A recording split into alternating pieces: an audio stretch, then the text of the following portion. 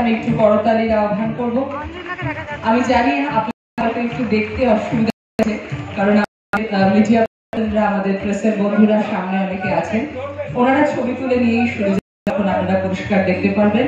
আমি আপনাদের কাছে এই মুহূর্তটাকে উজ্জ্বল করে তোলবার জন্য আরো সকলকে অনুরোধ করবো একটু জোরে হাততালি দেওয়া।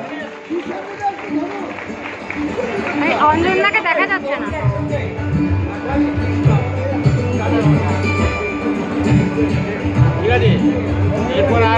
অঞ্জনাকে দেখা যাচ্ছে না, যেতে হবে, না গেলে দেখা যাবে।